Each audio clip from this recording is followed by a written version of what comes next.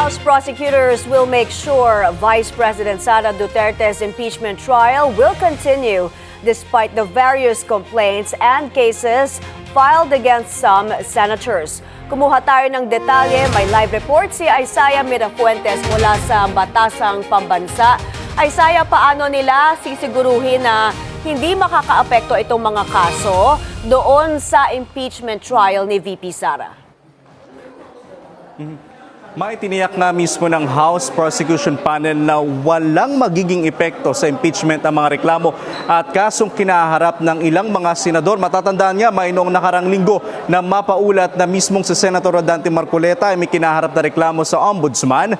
Si Senator Bato naman ay may arrest warrant sa ICC habang ilang mga senador ay sabit sa flood control anomalies. 16/24 at hindi raw ito magbabago. Yan ang bilang ng senador na kailangang bumotong pabor sa impeachment para ma-impeach si Vice President Sara Duterte kahit pa may kaso ang iilan sa mga nasa Senado. Ayon kay House Trial Spokesperson Representative Reneco, hindi raw hadlang ang pagkakaroon ng kaso ng isang senador para mag-function ito bilang senator judge kaugnay ng impeachment.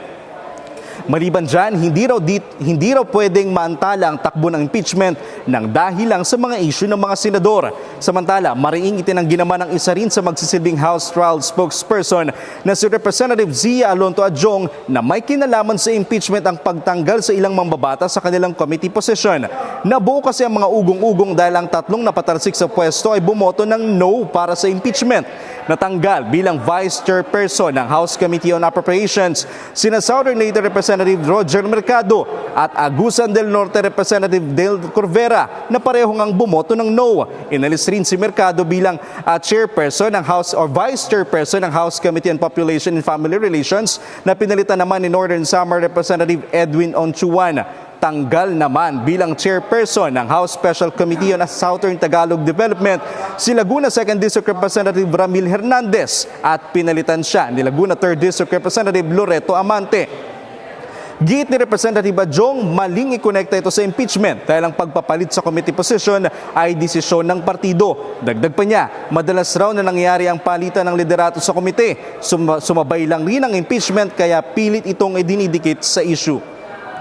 Mainaasahan nga natin na sa July 15 ay magsisimula na ang pre-trial kaugnay sa impeachment laban sa Vice habang sa July 6 naman magsisimula ang proper trial at may 5 araw na nga lang may si Vice President Sara Duterte para sagutin ang summons mula sa impeachment court matapos niya itong matanggap noong May 20 at 10 araw nga ang binigay sa kanya ng Senado para sagutin ito. May. Isaiah, may reaksyon ba dyan sa lower house dahil hindi pa rin natatapos ang ugong-ugong na may panibagong Senate coup?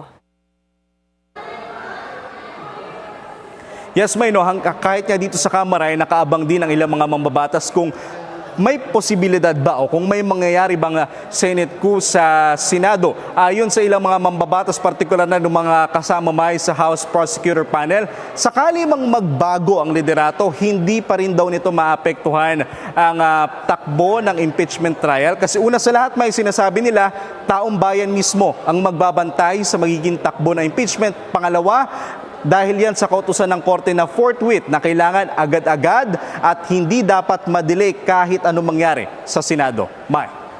Maraming salamat, Isaiah Mirafuentes, live mula sa Batasang Pambansa.